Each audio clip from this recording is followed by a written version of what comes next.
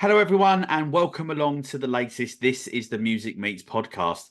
If you're new to the podcast, then please hit that subscribe button so you never miss out on any future episodes.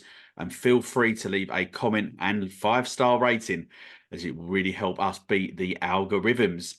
For episode 93, I'm delighted to announce that a band who released 2 EPs, played 2 headline sold out tours, and also were played at the Isle of Wight Festival are back for their 3rd appearance on the This Is the Music Meets podcast.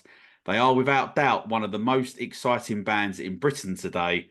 Today's special guests are Derby 5-piece Marseille. I'm joined by the band's frontman, Will Brown. Will, thanks very much for coming on the podcast. I hope you're very well. How are you doing? Good, thanks, Mark. How are you? Yeah, I'm all right.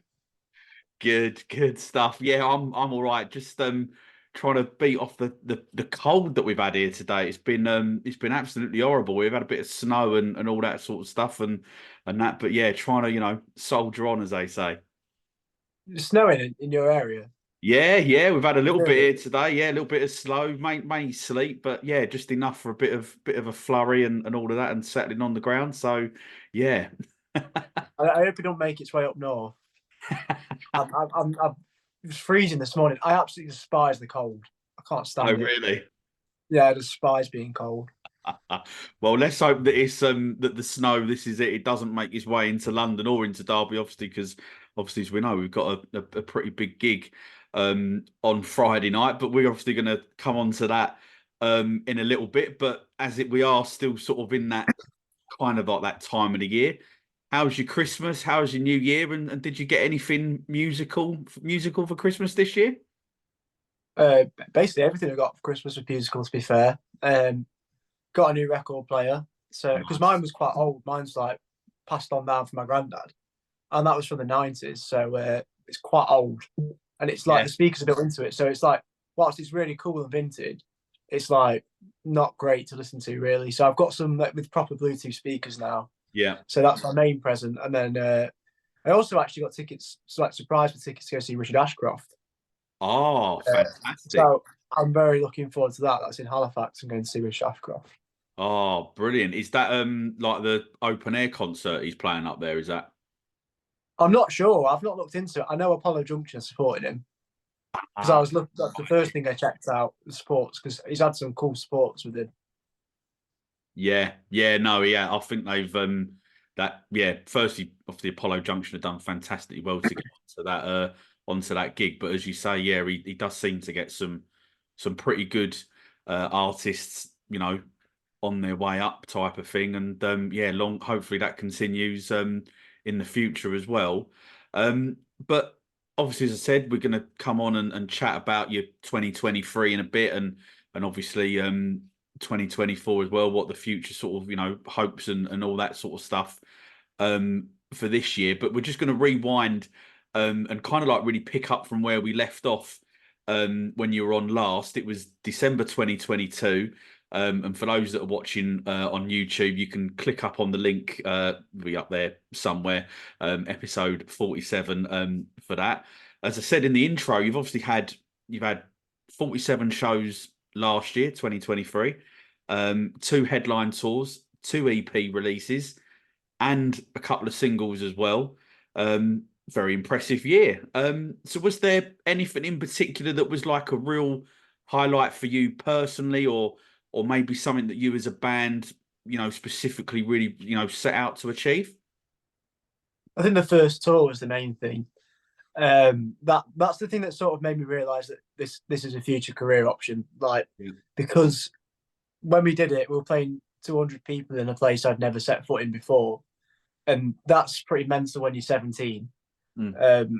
So going up to Glasgow, I've only been there. Well, I've been there a few times because my family's from up there, but um, like it's first time playing there in a new country, and technically, and we sold it out 120 people at the Glasgow Attic, and that was awesome. Edinburgh we did well as well. We weren't far off selling that one out. So that UK tour was the moment where I realised, yeah, this is what I want to do, and we're capable of doing it. Mm. Yeah, sure, definitely. And when you look back on those achievements that you have done, Um, how do you kind of like feel as a band that you're progressing? Because it's obviously, as we know, the music industry is really tough, and there sometimes seem to be bands almost sort of flying out of nowhere, getting picked up for certain things. But kind of like, how do you feel that Marseille? Where do you feel that you sit, kind of like in the new, music indie scene at the minute? I got asked a similar question the other day. I think the if I could use like an analogy, if you see it like a sort of like a dot like that, Yeah. I think there's a big pond that side and there's a small pond this side. And I think at the minute we're a big fish in a small pond. But Mm. what I want to do is get over it and get into the big pond. That's Yeah. like sort of where we are at the minute. And if we keep doing what we're doing, I think we're going to keep battering it down and getting into that pond. Yeah, yeah, sure, definitely. I mean, obviously, with the, for those that aren't aware, obviously you were signed up as well to Bubble Brain Records, and obviously you've got the fantastic team with Songbird behind you as well. So, you fingers crossed that it does go into the big pond, as you say. But how much as well do you think, as a role, do you think that social media has played for you guys? Has it worked for you particularly, or do you think that in actual fact, you know, getting out on tour, playing the gigs and the festivals and all that you've managed to do you think that's been more significant for you in terms of like being able to raise your profile? I think it's gone hand in hand, to be fair. Earlier in the year, I would have said, like with social media, oh, it's been integral. That is massive. But I think the second half of the year, it feels like we're getting less interaction on social media. But I think Instagram and Facebook and stuff have all changed their algorithm or whatever. But I'd say it goes hand in hand because we're going around playing to new people who've never seen us and then they're blown away and tell everyone about it. And then we've got new fans on there. And if you actually think about how much our Instagram profile or any other profile has grown since the start of the year, we were barely on 1,000. I think we Mm. were just under 1,000 at the start of the year, and now we're on 3,050 or something now. So we've jumped up really quick. So hopefully we can continue the rapid rise this year now. So yeah. Yeah, it still feels a bit weird, doesn't it, thinking that we're actually in 2024, even these very early days. But obviously, uh, two EPs and two singles that were released last year. That's a lot of music when you think about it. And obviously, as we for those that don't know, you are predominantly the band's, songwriter and everything and putting everything together. But how do you personally stay motivated and inspired to keep coming back to the table with more music that's clearly, looking at the reactions when we do see it across the social media, that obviously keeps blowing people away? I think it's just because I love music so much. So when I listen to something new or find something that a sound that I've not explored yet, I want to explore it straight away. Or if there's a song that I'm particularly enjoying, I'll be like, I want to get something quite similar to that. So I always have that motivation to pick up a guitar. And I watch loads of music stuff and all that, like documentaries. And whenever you see a documentary, you just get this feeling where you're like buzzing and Yeah. you just want to write something and want to get to the heights that the band you're watching did. So like those Adores one I watched not long ago, that was good. I watched 24-hour Party People the other week because that's on Prime, Yeah. and that got me really inspired. So anything really that is music related, it doesn't take much just for me to get that little spark and want to pick up a guitar. Yeah, and when you are presenting, your songs to the other guys in the band, does it, how much does the song change to when we actually get to finally hear it? Or are you pretty adamant that I've already got the sound in my head, this is how it's going to sound, and you guys are gonna, this is what I want you to do type of thing? Or is it very much, you know, Joe will come up with a guitar part or Tom with the drums? It's made most of the time. It is. I'll come in with the acoustic guitar, the bones of the song, and say this is the structure, this is what happens there, which is what happens here, and then let them figure out what they want to do on top. But sometimes if they play a little thing that I like, I'm saying keep that, make sure you keep that, and most of the time they come up with their own thing. Like with Brightest Star, for example, Joe just played that little riff really fast at the end of a song. Um, I think he was just playing it as a joke. And I said that sounds really cool. I said you should keep that and move it down. and then it became Brightest Star. So yeah, there's loads of. I do let them do their own thing usually because otherwise it's just the Will Brown show, or it's just going to be what I want the band to be, Yeah. and then it's not original because it's just going to sound like who I'm particularly inspired by at the time.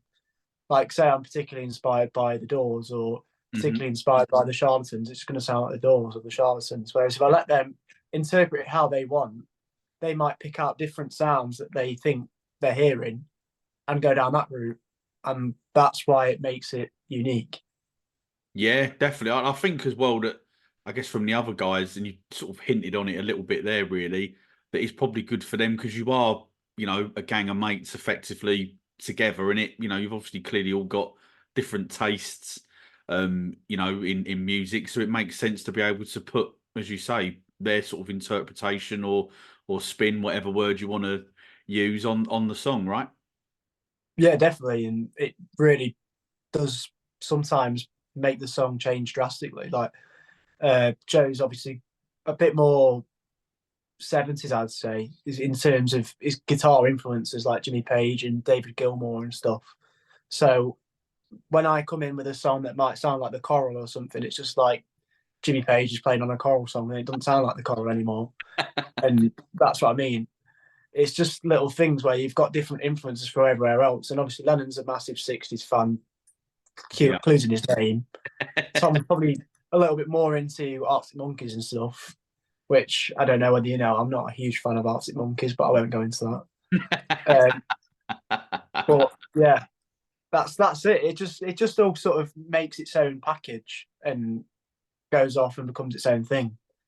Yeah, sure. And I have to say, for what my two penneth is worth, as they say, if you were trying to get into Arctic Monkeys now, I could understand why people probably wouldn't be, because it's a completely drastic sound change from the early days. But I appreciate you've got to obviously try and evolve a little bit as a band. But sort of looking at the live shows, obviously that you did last year.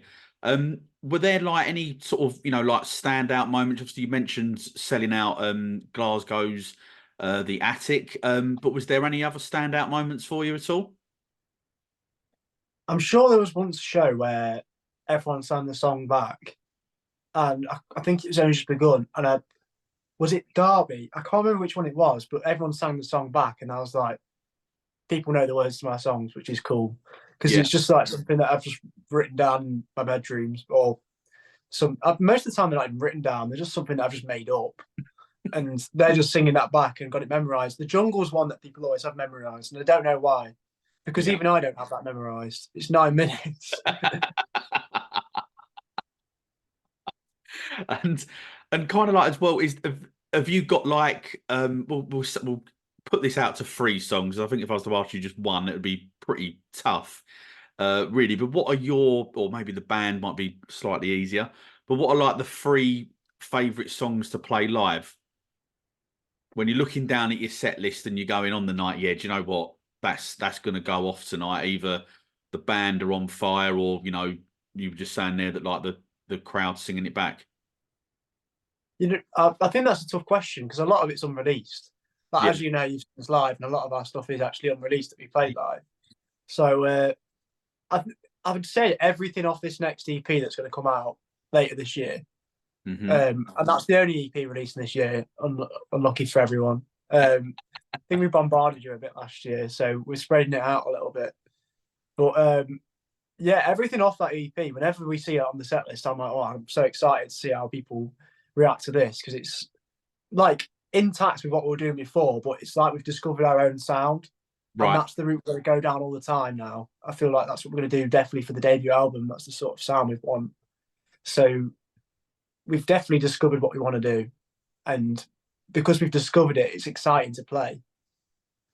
Yeah, sure. Yeah, I mean, I'm not sure that I'm allowed to say too much, but I can say that I have heard this new EP that you're talking about, and it is fantastic stuff. A couple of the songs I think you did play when I saw you down at the Water Rats as well, and yeah, I think it's going to be very exciting, and I think it will genuinely blow people away. But sort of sticking with that sort of live music sort of theme. Um, this Friday, the 12th of January, you're coming back to London, specifically Two Palms in Hackney. The ticket link we're going to put up in the episode bio as well for all of those people that are listening to this and maybe haven't bought a ticket yet. So kind of like, as I said, you played the Water Rats. That was kind of like your one but last London show. But so how much is this going to differ from Friday to your last couple of London shows? What can people expect? I think the way we're going to dress is sort of a little bit more cohesive. We've had a chat about that earlier this year, and we've sort of spoke to each other about how we're going to create ourselves an image, and you can expect that when you see us.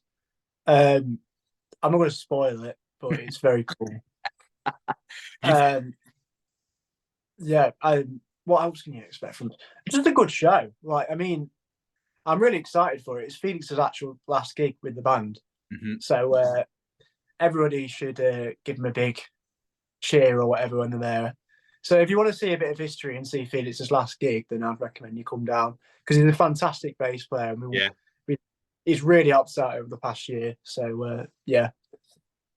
Yeah, there you go. Well, yeah, obviously, shame to hear that he's no longer been a part of it. And as you say, he's a fantastic bass player and obviously contributed quite a lot to the sound of Marseille. But just sort of just going back just ever so slightly on something that you said there about sort of being a bit more I can't think of the word now to use, but sort of having a more, I guess, like not stage presence, but in terms of like the clothing and all of that, is that sort of quite an important thing then, do you think, to be able to sort of, I'm not saying necessarily all dress the same without giving too much away, but do you think that image is quite important rather than everybody having their own styles? Yeah, if you want to look like you all belong in the same band, that's definitely really important. Like, obviously, each member wants to stand out, but the best way to stand out is by bringing something to the table musically. Mm, And if you all look like the package, then people want to buy into that because you look like something that they want to buy into. yeah. Like, if sometimes I find that I like a band more because of the way they look. Hmm. Like, it's just the way if they've got like a cool frontman or they've got a cool sort of persona about them, then I buy into it. And I think once you've got that package and sort of vibe about you, then people are going to buy into it and know what they're getting before they even listen to anything.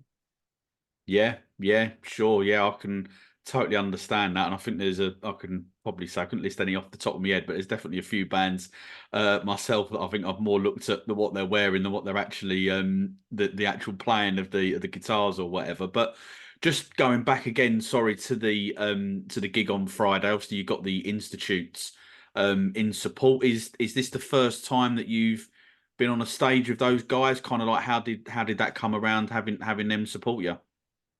Well, we supported them when we were 17. So I think it might have been last year. It was 2022. I feel like one time I was 16, the other time I was 17. So they're supporting us now this time. So I'm really excited. I remember Reed listened to our stuff before and said, "Oh, we sound a bit like Cast and the Lars." And Mm. then when he saw us live, he was like, "Oh, you're a different beast." He said, "You don't even sound like them. You sound like something else." And we really did hit it off with the Institutes. So I'm really glad to be playing with them again because they're really good mates of the band and really supportive. And I think they're a fantastic band anyway. Mm. Yeah, no, I agree. I think they are a fantastic band, as you say, and it's also good to hear actually, that there are bands supporting bands as well. I think sometimes that often either gets missed or sometimes bands don't do that. So I think that's really good to hear. But one of the things that I have got to ask you, I know obviously that you're a big Stone Roses and obviously a big Oasis fan as well. But obviously the big sort of, I guess, sort of talking point, certainly over social media over the last couple of days, obviously been this Liam Gallagher and John Squire collab. So what's your thoughts on it? Do you like To be it? honest, I was really, really excited for it when it was announced.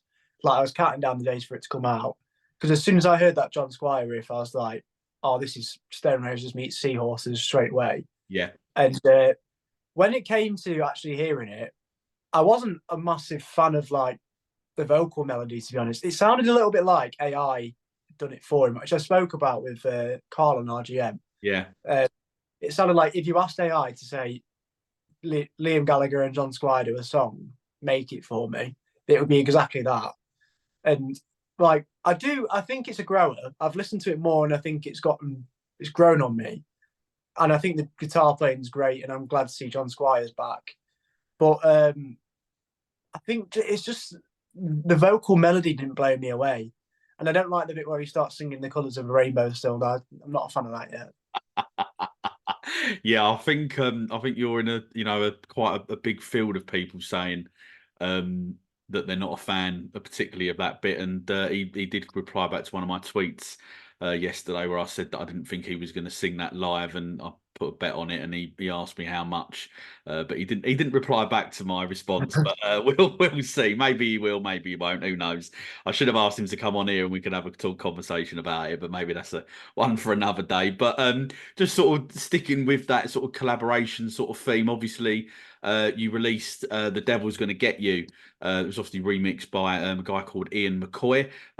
Fantastic version, sort of acid house type vibe going on with it, maybe. But kind of like, first of all, how did that come about? And is that something that you'd maybe consider doing again in the future, either with Ian or maybe somebody else? Or would you maybe sort of consider going down the route of maybe doing a recording or sort of writing a song with maybe another band? And if so, is there anyone that you'd like to do that with? You know what? I do want to do that again. I think the remakes had a massive reception, and Mm. I'm a big fan of electronic music and house music and all that because I've grown up with that as well because that's what my dad likes. Yeah. And just in the back of the car, it's just what you hear. So I would definitely do it again. And I reckon since the label who sorted it out, I've got so many connections with loads of people who like that. I think there's quite a big DJ scene in Jersey where they're based. Yeah. It will definitely happen again, and I think you'll see some really cool remixes in the future. But if I were to do a song with someone who does that sort of music, it's cliche, but I'd have to do it with Chemical Brothers because they've got so many icons that have done it with them. Like they've done songs with Tim Burgess, Noel Gallagher, Richard Ashcroft. They've done it with all the big names, so it'd have to be them. That'd be the dream. Yeah, no, I got yeah, aim high as they say, and yeah, that would be one I think a lot of people would really look forward to hearing. But let's move away from music momentarily. Obviously, I know you're a massive Derby County fan. Season seems to be going pretty well this year, fourth in the league. Well, you 4 points, I think, off of the top of the table, 25 games in. Game in hand, as I say. Surely this is going to be the season that you're going to get back in the Championship because you've been down in League One for a good couple of years now. Is this going to be it? Is there some hope for Derby this season? I do think it's going to be the year. We're already here. They were already there last season, and we missed out on the playoffs. Mm. On the last day, we just needed a draw to get in, and we lost. So very frustrating.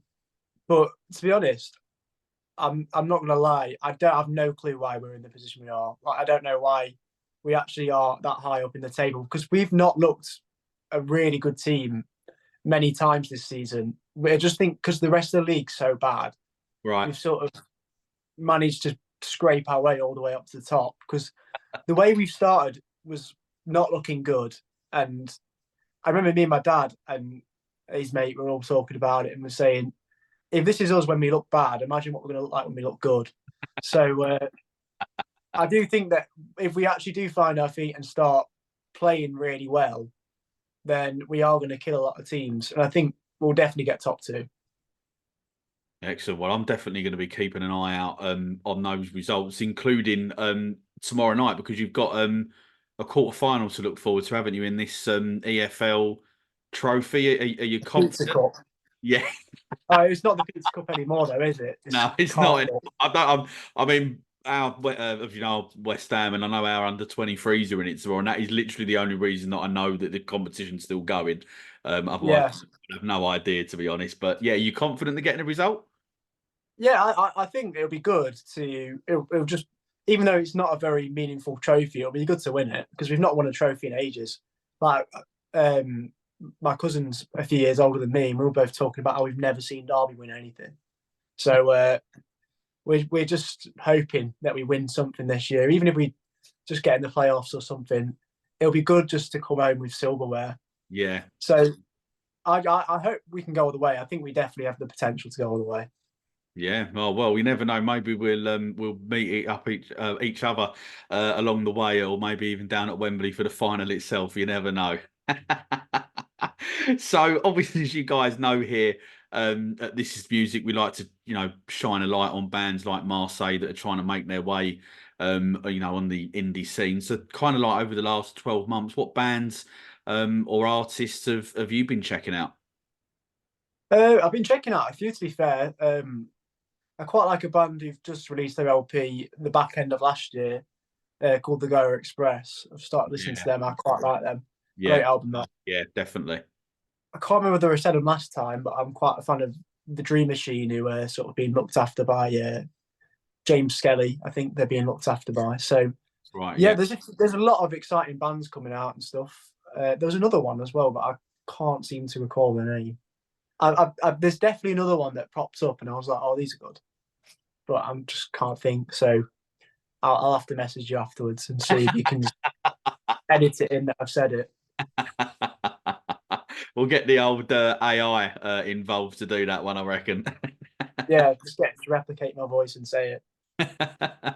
So, what we're going to do now, I'm going to sort of throw some sort of quick fire-ish questions at you.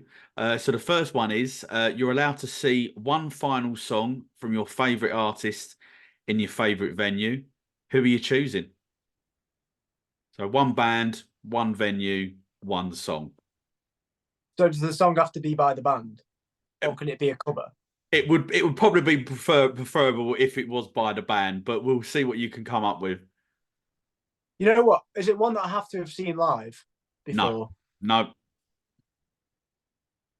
Um, did it? So I'm gonna say for complicating it. I'm gonna say The End by the Doors. Okay, and what venue would you want to see him in? I'll say a small one. It's just because it's local and it's an awesome venue, Rock City. There you go. Great choice. Great choice.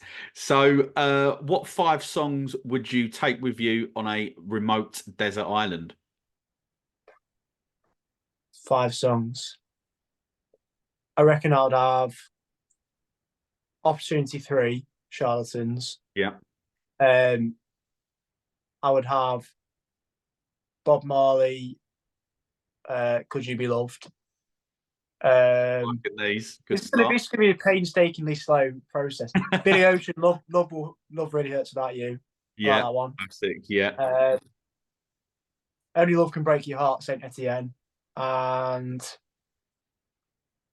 I'm gonna go for a long one. I might go for a long Verve one. Yeah. I'll go One Way to Go, the Verve. That's my 5. Yeah. Perfect. Great choices.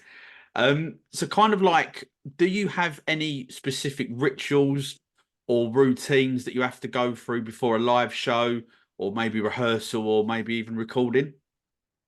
Have you got to that Um, diva stage yet? no, I've not got to that diva stage. I just waddle on stage and play. Yeah, But when you saw us in London, I had a really bad sore throat and cold, and I've yeah. been battling it the whole way through the tour. So I was drinking whiskey on stage, if you noticed. But that's not a common thing. That's just because I was actually just dying, and it looked cool to people. Probably thought I was just a big alcoholic already. Yeah, that's probably right. I would imagine a few people, and I did notice, and obviously we spoke beforehand and that, and you were saying that you were struggling a bit, but it was a fantastic gig, certainly one that was among my top three gigs from last year. I absolutely loved it, and obviously getting to finally meet all of you rather than just doing these Zoom calls and that. But just before I do let you go, what are then Marseille's plans? For the rest of this year, what do what's going to be in store? What are the ambitions? I think it's just to keep growing and on the rate we are going. Release an EP, in my opinion, the strongest EP we've done, and I'll say it right now. I don't think there's going to be many EPs that can compete with it this year. Arrogant, bold statement, I know, but I'll be surprised if anyone does, and I'll hold my hands up if anyone does. But yeah, it's going to be a really exciting like year for us, I think, and we're just going to keep playing some exciting supports and keep gigging, keep getting out into front of people, and yeah, that's it. That's the idea. Keep Yeah. growing. No, definitely. Well, you know my thoughts on you boys. I'm not going to sort of go over it here because I think it's been published it on the previous podcast and that, and when we chatted and whatever. But yeah, that EP, as I said earlier, I've been lucky enough to hear it, and it is top class. And as you say, I think people are going to do very well to top it. But as I say, Will, that is the end of the This Is the Music Meets Marseille podcast. Thanks very much for coming on again and being such a great guest. It's been a blast, and I can't wait to see you again on Friday night at the Two Palms in Hackney. But just before I do let you go, for those that maybe don't know, can you let the This Is the Music listeners know where they can find Marseille on social media? You can find us on any platform at Marseille Band, spelt like the French town football team, however you know it. That's how it's spelt. So just type Marseille Band in, will come up. Brilliant, great stuff. And we'll put those links in the episode bio. And obviously, as I just mentioned, the gig on Friday night at Two Palms, we'll put that ticket link as well in the bio because I think that there are very, very limited tickets remaining. Will, as I say, thanks very much for coming on. I really appreciate you giving up your time. It sounds like it's going to be a great year for Marseille again. And I'll certainly be watching, keeping my eye on you boys, and hopefully getting down to see you at a few more gigs as well across the year. Cheers, Mark. Thanks for having me. It's been great chatting. And all that leaves me to say is to thank everyone for tuning in to the latest This Is the Music Meets podcast. Please subscribe so you never miss out on any future episodes. And if you're loving the podcast, it would be really appreciated if you could give us a 5-star rating and a written review, as it really does help the bands and artists we interview to be discovered.